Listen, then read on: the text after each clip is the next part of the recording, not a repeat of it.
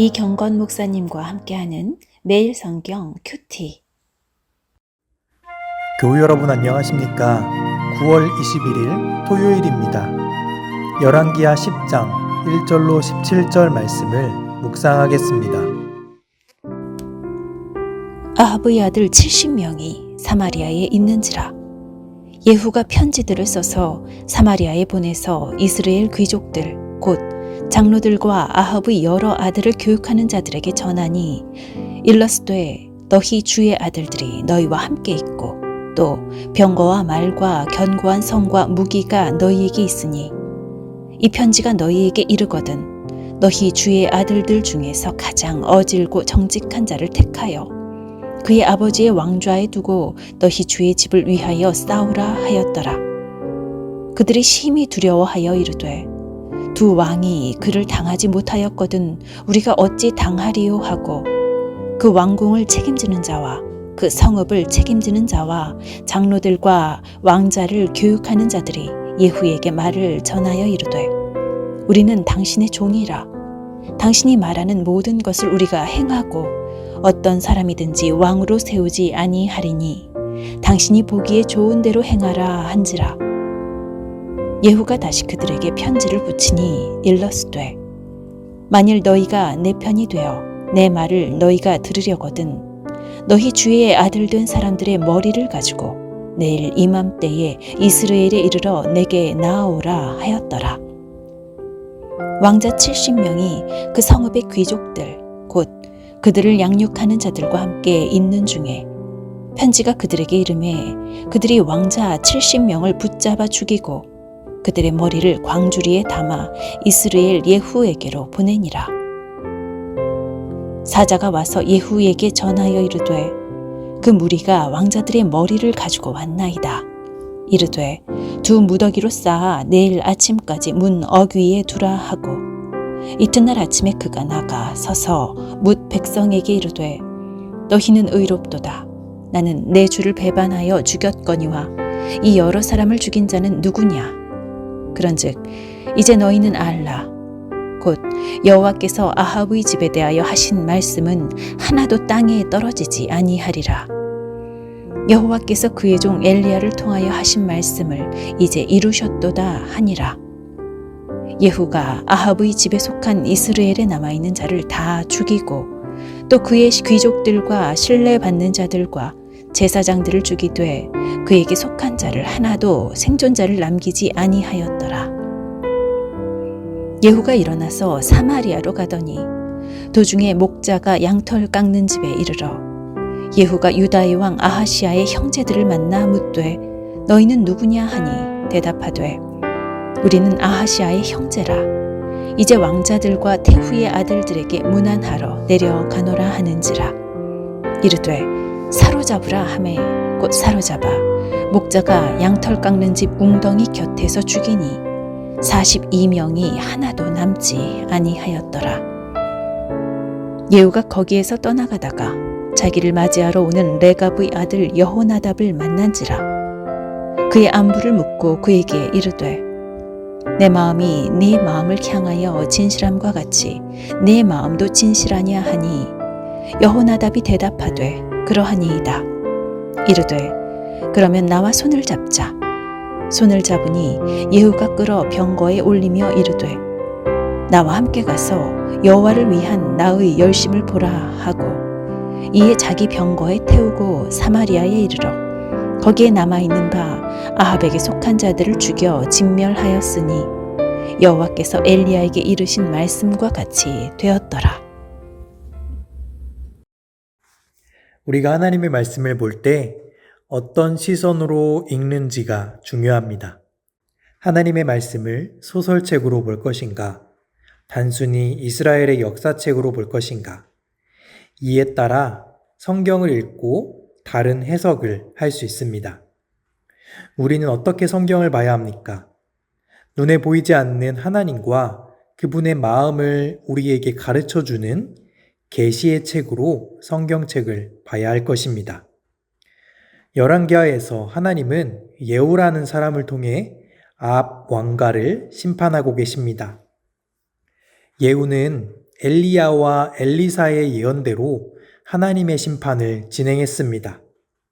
그렇게 3명의 인물들이 죽었습니다. 먼저 북이스라엘 왕 요람과 남유다 왕 아하시아가 죽임을 당했습니다. 남유다 왕 아하시아는 이세벨의 사위였기 때문입니다. 그리고 이러한 심판의 원흉이었던 이세벨 또한 죽임을 당했습니다. 하지만 한 가지 심판이 더 남아 있었습니다. 바로 아합 왕의 아들들 70명에 대한 심판이고 아합 왕의 측근들에 대한 심판입니다. 1절입니다. 아합의 아들 70명이 사마리아에 있는지라 예후가 편지들을 써서 사마리아에 보내서 이스라엘 귀족들 곧 장로들과 아합의 여러 아들들을 교육하는 자들에게 전하니 일러스되 예후는 편지를 썼는데 무엇라 썼습니까? 2절로 3절에 예후는 아합의 아들들을 교육하는 귀족, 장로들, 즉 교사들에게 편지합니다. 아니 선전포고를 합니다. 내가 지금 너희의 왕들을 다 죽였다. 너희의 왕의 아들들이 있으니 한번 그 중에서 어질고 정직한 사람 1명을 왕으로 세워서 나와 싸워보자 라고 한 것입니다. 이스라엘 장로들은 생각합니다. 4절입니다. 그들이 심히 두려워하여 이르되 2명의 왕이 예후를 당하지 못하였거든 우리가 어찌 당하리요.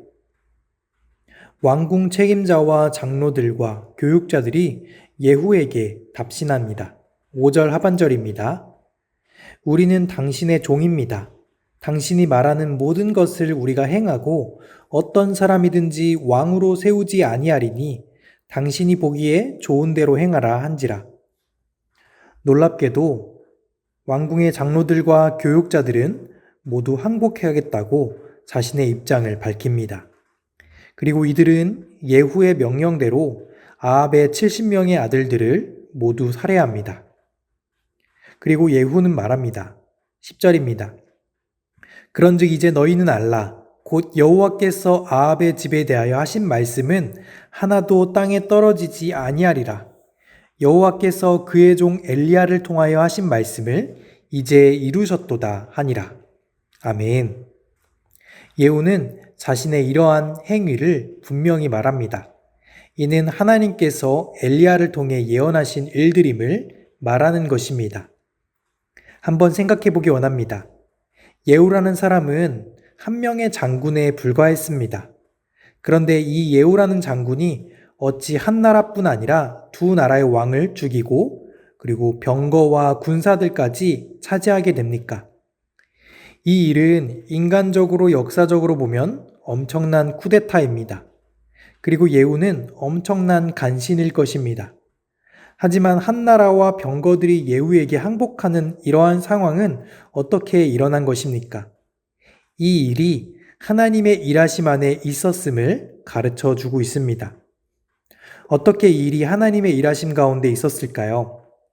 열왕기상 16장 30절로 33절에서는 아합 왕이 이스라엘을 죄의 길로 인도한 여로보암의 죄보다 더 큰 죄를 행했다고 합니다. 아합 왕은 어떤 면에서 여로보암보다 더 큰 죄를 저질렀습니까? 여로보암은 자신의 왕권을 위해 산당을 짓고 금송아지 형상을 만들었지만 이는 하나님을 생각하며 만든 우상이었습니다. 그런데 아합은 아예 그의 아내 이세벨을 따라 하나님이 아닌 다른 신을 섬기는 제단을 쌓고 하나님을 분노하게 하였습니다. 게다가 나봇의 포도원을 취하고 약한 사람들을 무자비하게 살해했습니다. 이로써 아합 왕가는 하나님의 심판을 피할 수 없었습니다. 그럼에도 불구하고 우리는 이러한 질문을 할 수 있습니다. 아무리 그래도 그렇죠. 예후는 어떻게 그렇게 무자비하게 사람들을 죽였습니까? 라는 질문입니다. 물론 예후 자신도 인간이었기 때문에 자신의 방식대로 과도하게 행동한 면이 있을 수 있습니다. 어떻게 보면 하나님께서 그러한 예후의 모습을 그대로 사용하신 것이죠. 이렇게 예후의 심판은 다윗이 자신의 사울 왕을 자신의 손으로 복수하지 않고 하나님의 때를 기다린 것과는 대비되는 점이 있습니다. 우리의 삶의 자리에서 생각해보고 적용해보길 소망합니다. 우리는 오늘 말씀을 통해서 하나님께서 악을 심판하시고 자신의 말씀을 반드시 이루는 분임을 깨닫게 되었습니다. 우리의 삶의 자리에서도 여전히 아합과 이세벨처럼 악을 행하는 사람들이 존재합니다. 때로는 그들의 삶이 오히려 잘 되고 성공하는 것 같아서 우리를 낙심하게 할 수도 있습니다. 하지만 오늘 본문이 우리에게 주는 중요한 메시지는 하나님의 공의는 하나님의 때에 반드시 이루어진다는 것입니다. 이는 말씀으로도 세상의 법칙으로도 분명한 진리입니다. 우리는 이러한 세상 속에서 어떻게 살아가야 합니까? 오늘날의 세상 속에서 예후처럼 하나님의 심판을 나타내고 복수하는 일을 똑같이 따라할 수는 없습니다. 우리는 다윗처럼 하나님의 때를 기다리며 하나님께서 주신 자리에서 하나님의 뜻을 이루는 사람을 살아가야 합니다. 우리의 책임은 악을 이기려고 해야 하지만 복수하는 것이 아니라 그 상황 속에서 하나님의 뜻을 찾고 그분의 인도하심을 신뢰하는 것입니다. 그렇게 하기 위해서 하나님의 섭리를 바라보며 믿음으로 나아가기를 소망합니다. 우리의 시선이 하나님께 고정되는 것입니다. 때로는 감정적으로 그렇지 않을 때도 있습니다. 하지만 믿음의 행동과 말을 하는 것입니다.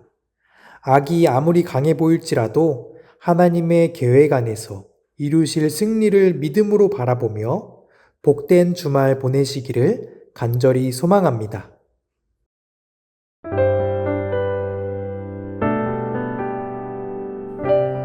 토요일 주일 예배를 위한 기도. 모든 교우들이 예배자로 주일을 준비하여 온전히 집중하며 예배드릴 수 있도록 인도해 주소서. 주일 예배를 준비하는 모든 손길 위에 하나님의 은혜 주시고 그들의 헌신을 통해 교우들에게는 평강이, 하나님께는 영광이 되게 하소서. 예배에 참석하는 모든 이들이 하나님의 임재를 경험하고 말씀을 통해 변화와 회복을 경험하여 믿음으로 새로운 한 주를 준비하게 하소서. 이 모습 부끄럽습니다.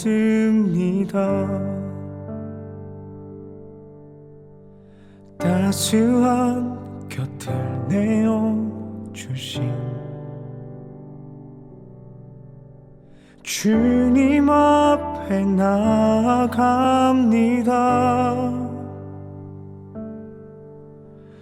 표현 못할 긍휼로 나를 붙드시니 주 이름만 바라봅니다. 매일 마주한 슬픔을 견뎌나가며 주 예수의 마음을 닮아가네. 두려운 걸음마다 주가 동행하니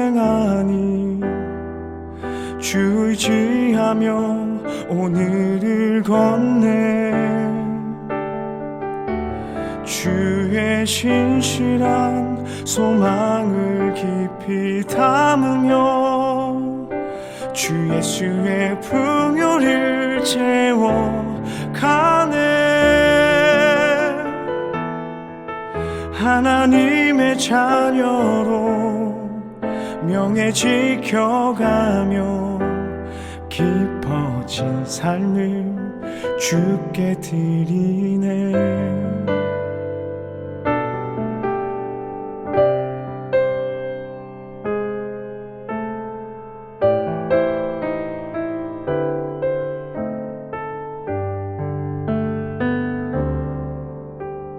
따스한 곁을 내어주신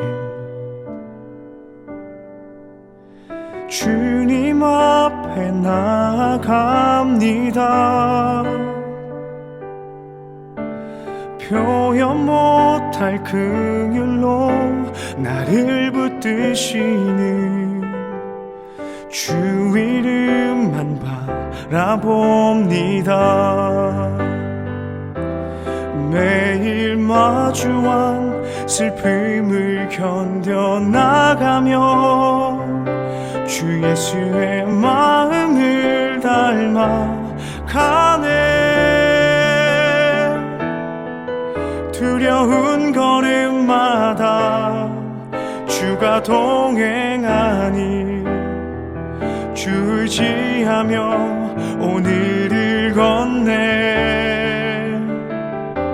주의 신실한 소망을 깊이 담으며 주 예수의 풍요를 채워가네. 하나님의 자녀로 명예 지켜가며 깊어진 삶을 주께 드리네.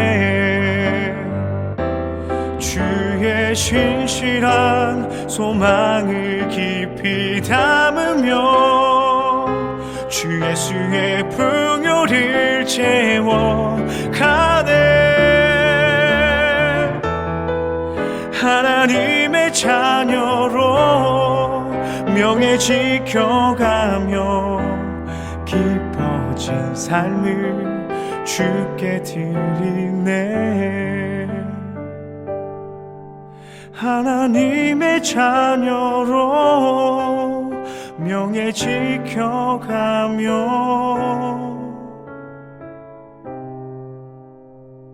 깊어진 삶을 주께 드리네.